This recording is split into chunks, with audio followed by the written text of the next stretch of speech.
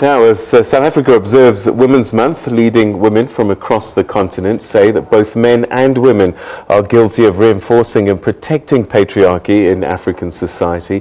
A panel of leading authors, academics, political activists and legal experts were in Pretoria on Thursday to discuss the contribution women are making to Africa's development.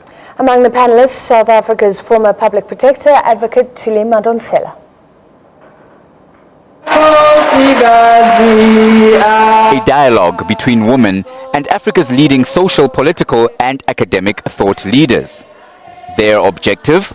To explore threats to hard-won women's rights in South Africa and beyond.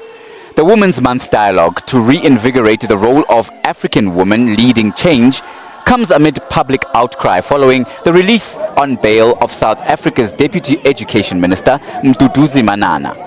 Manana was arrested after this cell phone footage emerged, allegedly showing Manana and another man assaulting a woman at a nightclub. The Deputy Minister has admitted to assaulting the victim and has publicly apologized.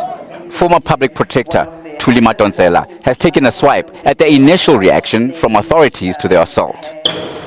Many of you were concerned this week that the issue of Deputy Minister Manana was not being dealt with immediately, because in other cases the police get involved immediately and then there's immediate accountability, even if there's bail, but there's immediate accountability. Madonsela added that tackling gender-based violence should be a priority at all times across society. For me, violence is the opposite of peace. That means when there's violence and femicide in our homes, there's no peace for you.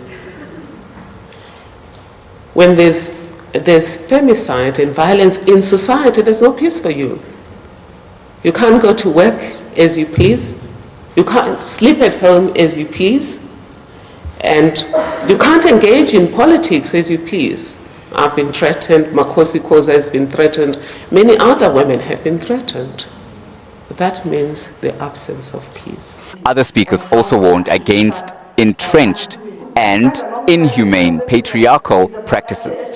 Across the world, 30% of GDP in most countries comes from public procurement, from the procurement of goods and services, right? But across the world, only 1% of that actually goes to women.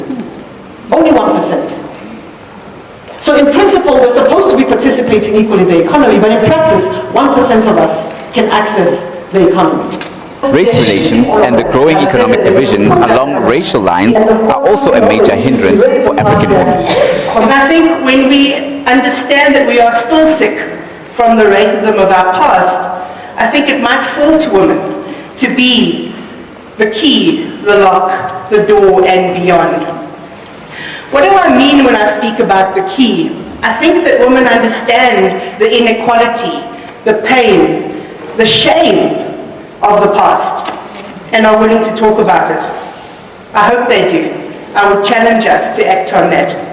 Speakers have called for more dialogues and initiatives to encourage women to stand together against social designs, reinforcing beliefs that men can get away with mistreating women.